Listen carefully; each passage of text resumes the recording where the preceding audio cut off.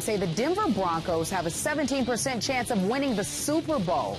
Now the ESPN Power Panel also making its prediction for who will win said Super Bowl this season. They agree. Denver Broncos will win the championship.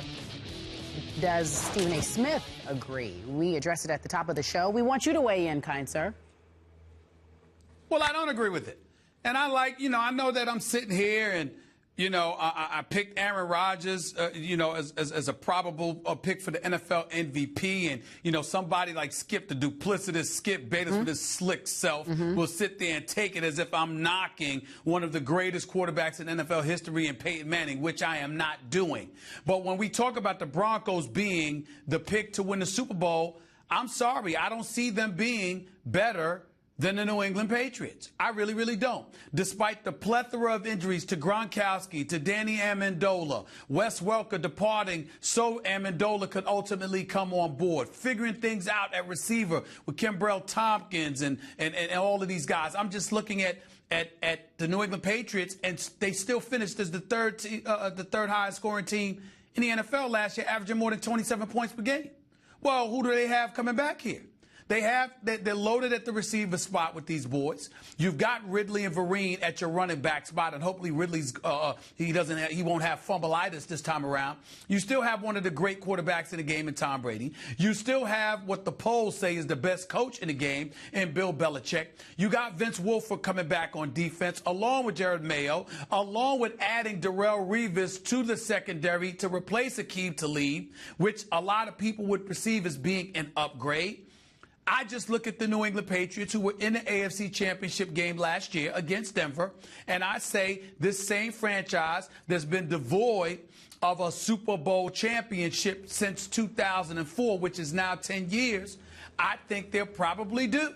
And I think I could see the New England Patriots coming out of the AFC. I certainly don't view Denver as the team to knock them off. Regardless of Peyton Manning and his greatness, the acquisition of Emmanuel Sanders, still having the Thomases in tow, Monte Ball, in some people's eyes anyway, will be perceived as an upgrade from Noshawn Moreno. I just see the New England Patriots being better because I think they're better coached. And dare I say right now, I just believe they have more heart. And I believe that I think if the pieces are in place and they're healthy, they're the pick out of the AFC and not Denver. And obviously we know that the best overall quarterback in all of pro football resides in Foxborough, that he's a Patriot. Yes, we do. No, but he is the best dressed. He is the best dressed. Yeah, he has this blazer stuff. Okay, I got it. He has. Okay. No, I don't wait. It's not his stuff. It's not his. I completely concur that you've finally seen the light, and I agree with every point that you just made about the New England Patriots. Now, what about those guys up in Seattle? Shouldn't they be a little offended that the team what are all your words that you use for that game? They got punked, bum rushed, ramrodded. Seattle did that to the Denver Broncos, and now we have two respected simulations, and we have a consensus of 80 ESPN expert picks saying that Denver is going to do something that hasn't been done in 40 years. Think about this. And as I said at the top of the show, I'm not big on historical stats, but this one I'm taking to my bank, Mr. Smith. It's been 40 years since the Miami Dolphins lost to my Dallas Cowboys in 1971 in the Super Bowl and came back after the 72 season and beat the Washington Redskins in the Super Bowl. Hasn't happened again. We just saw it happen in the NBA, but that's a special team. That's the Spurs.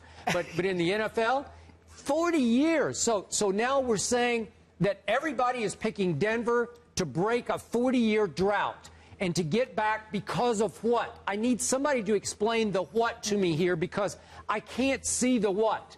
That defense last year in Denver ranked 22nd in points allowed. So you lost a lot of what I thought were pretty valuable cogs off that defense in DRC, Wesley Woodyard, Sean Phillips, Robert Ayers, Mike Adams, Paris Lennon. These are all decent football players. They're all gone. And you added a guy, again, DeMarcus Ware. I love him off the field. He just doesn't make enough plays. Is he going to change the face of that defense and suddenly make it an elite defense? I don't see it. You know my feelings on Aqib Talib. He's never there when you really, really need him. And at the back end, Okay, I'll give you T.J. Ward. I think he's a really good football player, and that's a big upgrade in at their safety spot. At the safety spot, yes. Fine. Okay, all well and good. But then I think it boils down to schedule or lack thereof schedule. And you're telling me that Denver's schedule is a cakewalk when they have to go to Seattle, they have to go back to New England as they did last year. They opened the season against Luck. Okay, you got it. Well, that's true. They get that game's in. I think it's in Denver, if I'm not mistaken. But anyway, I'm not sure. Yeah, it is. It's in Denver. Then they have to go to Cincinnati. They obviously have to go to San Diego, and they have to go to Kansas City. And remember, San Diego is coming. San Diego played 3 close games against Denver last year and beat them in Week 15 in Denver. So you don't think that they can play Denver close games and maybe beat them a couple times this year? I think they do. So could Denver lose 5 of those games at home? They got San Francisco and Arizona. I don't know. I'm not sure I'm seeing a 13-3 that would give them home field advantage throughout the playoffs. And I think that's what the experts are saying, that, oh, well, they're just going to have a cakewalk through the playoffs in the mile-high atmosphere. I'm not seeing that. So I don't get how can you say they're better than Seattle? Seattle looks even better than it looked at this point last year. Well, don't say you. Talk to those experts that that picked them. I'm not saying any of these teams are better than Seattle. I'm not saying Denver or New England would beat Seattle.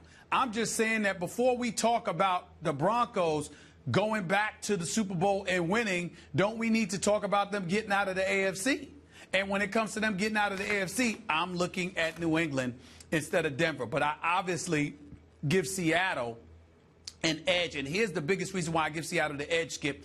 It's not just because their defense, but it's a point that I think you and others made a little over a week ago when you talked about them being in the Pacific Northwest, not getting the pub, the acclaim, and everything else that comes along with capturing a championship. And, the Legion of Boom and all of that stuff. And so there's something about them that, they carry the figurative, chip on their shoulder. And they carry it with them all the time. And I look at them and I say, hey, I love that about them because I think that's what a champion's got to have. And I think they have it. I really do. I agree.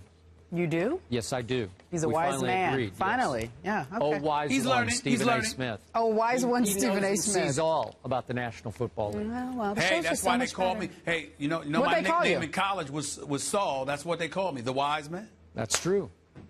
There you have it, folks. Saul has spoken. At the end of the